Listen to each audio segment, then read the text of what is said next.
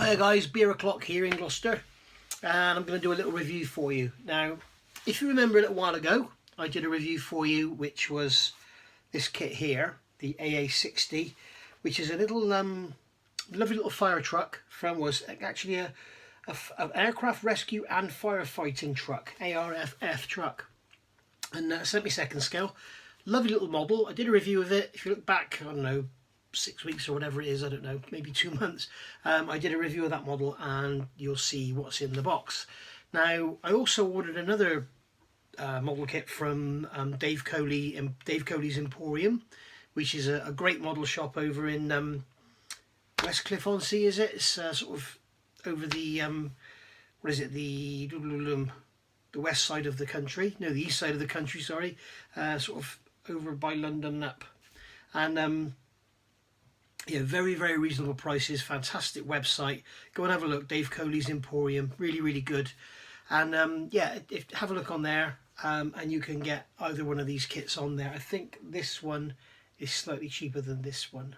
I think this one's about 25 and this one's about 23. But got this one delivered today with another kit I've bought, and I will be doing a review of that for you either later today or tomorrow. It's probably going to be tomorrow now. But I'm going to do a review of this one here right now, and this is the AA-70, slightly different to the 60, and I'll talk about the differences when we go through it. I am actually building this at the moment. I'm filming it, so there will be a full video build going up, and it's quite a handful of a kit. But saying that, I absolutely love stuff like this. If you're in a bit of a rut because you're building your Tamiyas and your Bandais and you kind of, you know, bish bash bong, here we go, and there it is done, like what we call the shake and bake models, this would really be a good little starting point for you to start having to do some modifications and having to think about your build sequences and stuff.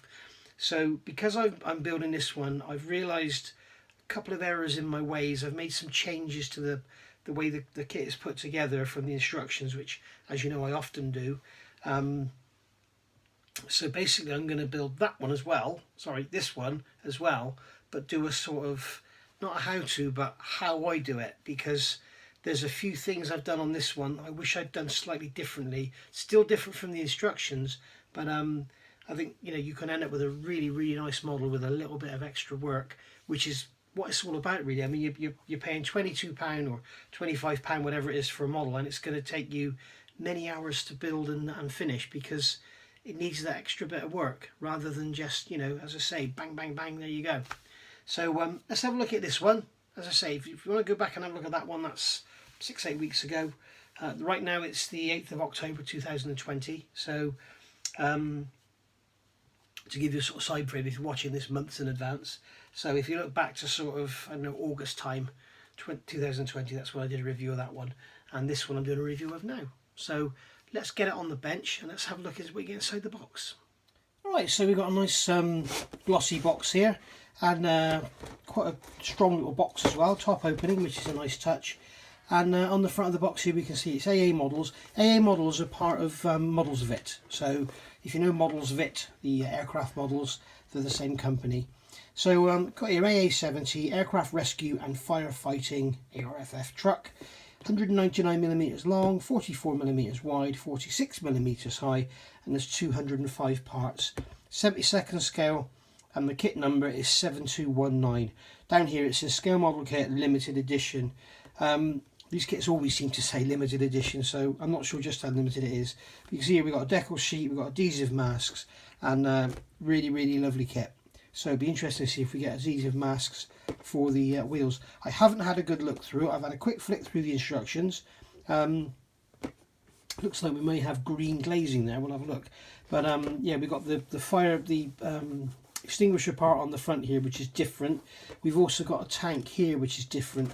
Now these vehicles are very difficult to research, so anybody that out there that actually knows, if you can tell me, I'd be really interested. I'm assuming you've got the AA-60 here, which has just got the single tank. Okay, now the AA-70 is basically the same, but all this frame here is different, this is different, and you've got this additional tank here. So whether one is a sort of a fire extinguisher and one is water, I don't know. Whether it's a mix that you can't mix together, but you post mix in the extinguisher. If you do know, let me know, I'd be interested. So on the sides of the box, you can see here we've got the kit number, and then we've got our options here. So we've got a red and one with white and blue stripes on it, which looks quite interesting. That one's from Minsk in 2004. And then we've got this one here, which is from Osnova, and that's 2004 again. So Kharkiv Aerodrome Osnova. I'll have to look that up. But yeah, very nice little, very nice little model indeed. End of the box there, and then on the sides of the box we can see this is where it's come from. Dave Coley's Emporium. Go take a look. Brilliant little website. It's just had a massive delivery in as well, and yeah, really nice model there. And that's the AA-70. So I believe they also do a Ural-based fire truck as well, which would be nice. I'd like to get that. I'll have to give Dave a ring. But so there we go. Inside the box, this box is a little bit tattered because what they've done is put it in the other kit, and I asked them to do that to avoid the shipping. And basically, they actually flattened the box down and sort of place the sprues in amongst other sprues, so that's why this box is a little bit tatty. But if you get your kit, your box will be in absolute perfect condition. So all the parts come in a bag like this, and you've got your transfers and your masks in there in a separate bag along with the clear parts. So that's all that, and then the instructions fit beautifully in the box so you can't get them out. There you go. So that is what you call a perfect set of instructions. So we'll have a look through the instructions, and then we'll go through the kit just quickly and talk about some of the differences and some of the things I've discovered from building the 60. Okay, so unfortunately these instructions are glossy. The 60 ones are printed on a matte paper. These are a little bit glossy, so we may get a little bit of glaring going on, but better to have a little bit of glaring than not be able to see anything. So throughout the instructions here, we just got basically it's telling us all about the model, 205 parts, two different decal options and masks.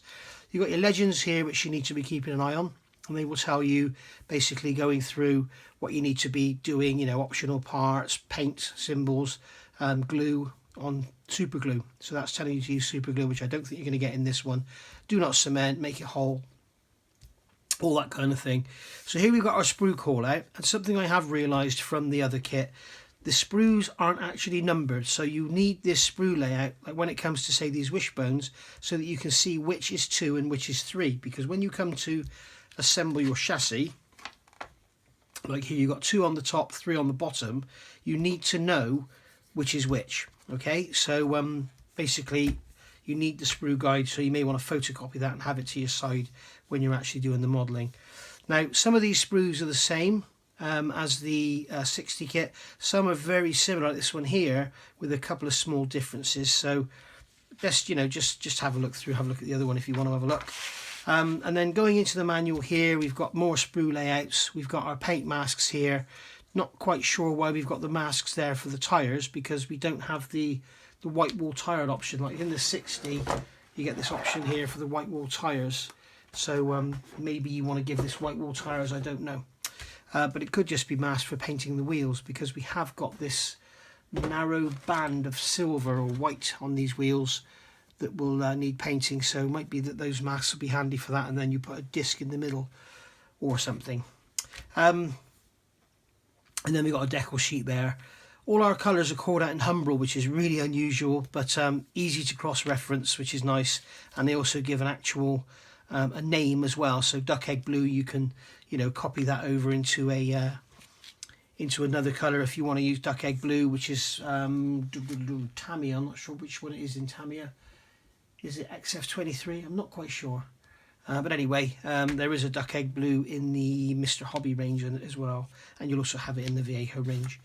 So basically that's just for the cab interior anyway. So you've got your cab interiors going together here. So you've got the cab on the side, which is the non-driver's cab. I'm not sure what he does. He's probably the firefighting guy. And then you've got the driver's cab here. So we've got 2 seats, one after the other. And then we've got the this is the cooling area where all the radiators and everything are for the engine. Then we're building up the main frame here, the main back end of the floor, adding the floor in for the tank to go in. You've got all these boxes here. You're basically building up this big box section. And then you've got your chassis rails here with your wishbones going in. I think the way the kit is designed is, you can see here, you've got the wheel, the inner wheel half has a hole in it, and I think the way the kit is designed is that you put these parts here, C1, into the wheel and then press them into here after you've actually built the model. I think that's the way it's designed. I haven't done that on mine, but I think that is the way it could be done. So we will try that out when we build this one and see how we go. But also there's a lot of ways of doing this and getting it all square and level and everything, which is basically don't follow this, don't build it like that. That's not the way to go. So over the page, adding the chassis rails to the main frame, adding in this cooling station, and then adding in the cabs. You've got this part here, E11, which is the back halves, back walls of the cab, so we need to make sure they're painted in that interior colour. Building up this secondary tank here, which is going to go in, and then we've got the main tank there going on. Got some boxes going on the back, some toolboxes in the side, ends of the bumpers going on, foot plates and steps and all sorts of bits and pieces. On the back here we've got solid moulded lumps which look like they should be handles. What I've actually done as a reference, because you can't find much material on this, I've actually looked at the trumpeter kit instructions on Hobby Search, I think, and they show you the instructions page by page, and you can see that what this actually is in here, it's like a grab rail, but then it's got like a grip pad on the top of it. So having it as a lump of plastic is actually more accurate than just having it as a rail. Obviously you're going to change these for wire and everything, which is what I'm going to do. But yeah, and let's go your paint instructions here for your rear lights and everything. And then going over the page, final assembly, we're going to build up the actual extinguisher part here, add on our lights and sirens and God knows what, and ladder going on the front there. Building up our wheels, adding in the railings, adding the mirrors, front number plate, and then putting the actual extinguisher on the front there. So that's the way it goes. Over the page here we can see we've got our, this is the colour call outs for the AA-70 from Kharkiv Aerodrome Osnova 2004. So you've got the basically red overall scheme with the white stripes and the white doors. Now I can't remember if the masking gives us masking for the doors. It gives us masking for the windows but not the actual doors, but the doors are separate, so you can spray them separately anyway. And then you've got this white stripe going along here, which is actually as a decal, so you may wish to paint that on. I would personally paint that first and then mask it and then paint the red over the top, or paint it yellow first and then paint the red over the top, because red goes beautifully over yellow. So you've got the squares here with our masks, so painting masks, which is a nice touch. So yeah, then over the page here we've got the Minsk Aerodrome Minsk 2004, and again here we've got the blue. I've got the blue and white stripes here going on. So again, I would be tempted to spray that white. Yeah, spray that white first, and then mask down the side, spray the blue, and then mask the whole thing, and spray the red. So there we go. So that's the instructions taken care of. Let's have a look at the actual kit itself. Now I'm going to make some comments here because I know of building the other one, which comments I wouldn't have made on the last review. If you do fancy a little 72nd scale fire truck in your collection, get onto Dave Cody's website, order one, and then you can build it with me when I do the video. I'm doing a video of the 60, but I'm going to do a video of this as well because I think there's some issues I've done wrong. So first of all, clear parts here separately bagged up, and they do look very nice. Some of these, they're not really short run kits, but they're, you know, they're not your Tamiya or whatever. Some of the clear, yeah, the clear parts, they're all right. I mean, probably do with a dip.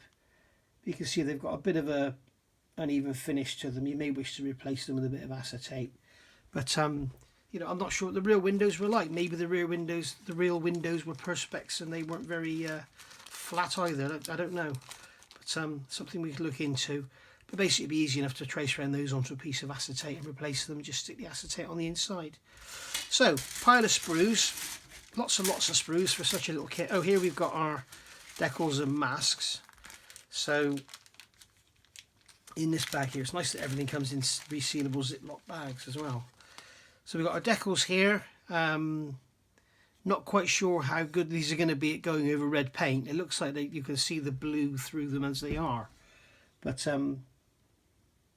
not really quite sure, but they're nicely in register. They've got minimal carrier film on them, so I think they're going to be lovely. But, as I say, I would be tempted to paint that anyway rather than use a decal. And then we've got our masks here, which are all die cut very nicely. We've got all the windows, all our lights here marked out, and windows for the sides of the cab, door windows there. And then that's going to be, not sure what those little ones there are going to be for. And then we've got our wheel masks here. So very nice touch. Nice that they give you a set of masks in such a small kit. And the fact that they're die cut. Tamiya, yeah, you listening? Right, so let's have a look through these sprues, which I've got scattered everywhere. So this is sprue E, and as you can see, as I mentioned earlier, there's no numbers or anything. But the parts are very they're crisply moulded, but they do need a bit of a clean up. You can see we've got a nice finish on there. The moulding on the surface is, you know, for 72nd scale, is very nice. You've got the grille detail on there, got the grille detail there, we've got all the detail on the top of that cooler part there. It's, you know, it's nice. That's the undersurface of this area. These are the back walls of the cabs. And you've got the upper engine cover here. There's one of the cab roofs there. There's the other side there. But you see the details there, and it's all fairly crisp. In fact, I think this one is actually better than the 60 I've got. A couple of ejector pin marks there, but that's really nothing to worry about. There's no ejector pin marks. I have never seen that on a kit before. Ejector pin marks on both sides. We've got ejector pin marks here, and then ejector pin marks here, here, here, here, here. How unusual. I've never seen ejector pin marks on both sides before. That is really weird. I've been involved in the plastic injection mold industry. I'm an engineer, and I've never seen tools with ejector pins on both sides.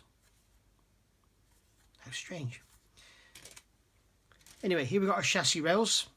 More on this in the build. This is basically the two chassis rail sides, and then you've got the base here. There's no real diff detail or anything underneath, because you wouldn't, unless you turn the model up, you wouldn't really see it anyway. So if it was a scud launcher, you'd be able to look down through and see it, but on this one, doesn't really need it. But you know, nice bit of detail with the torsion bars there anyway. So very nice. And then we've got our cab details here. So we've got the interior cab details. This is for the right hand side, this is for the left. And then we've got our external cab details. Now remember, these are fiberglass. If you're ever going to build this and start weathering it, adding rust and stuff, fiberglass doesn't rust. So you've got the cockpit floor, cab floors there, seats with some nice texture in them. Whether that's intentional or if it's sink marks, I don't know. It does look like it's intentional because they got it in the back as well. So very nice texture on those to imitate seats. You've got the seat backs, and again, they look nicely done as well. Very, very faint detail on them, but there is detail there. No ejector pin marks in here, which is nice to see. That's lovely. Ejector pin marks there you'll have to deal with, because I think they'll be visible. But like I say, it'd be easy to make little windows to go in there. I think they're probably too big for the crystal clear, but they'd easy to make acetone windows for them if you so wish. So yeah, very nice. Then we've got, this is the floor of the back end of the truck, and then this is the trim going. This is the top of the back end where the toolboxes and everything go. You've got these side steps here, walkways down the sides. These little blocks here, they fill in the ends. Now if it's anything like the 60, I've replaced those with plastic card because they don't really represent the sizes they need to be. So wishbones here going in. Something of note, as you can see on the 60 as well, we've got pins on here. You can see there's locator pins to locate them together, but there's no holes in there. So you just cut those pins off and it goes together fine. You also need to open the holes up slightly in the chassis where these go in. You've got the 3s up the middle and the 2s down the outside, and then the axles are the 1s. So, but when you see the video, you'll see it all goes together lovely. It all looks a bit sort of rough and ready, you know, a little bit flashy, a little bit of a clean up required around these hubs, but honestly it goes together beautifully. Got the fire extinguisher mechanism here. That should be a different frame, but I think it's the same as the 60. I'll have to check on that. But yeah, lovely. And then we got this parts here. I'm just looking at this because when we look on the front of the box, we can clearly see that this one here, the framework is different. It goes up, it's got those gussets in the top, and this one goes up and it's got the no gussets and the cross piece in it. So let's just go back and check in the instructions.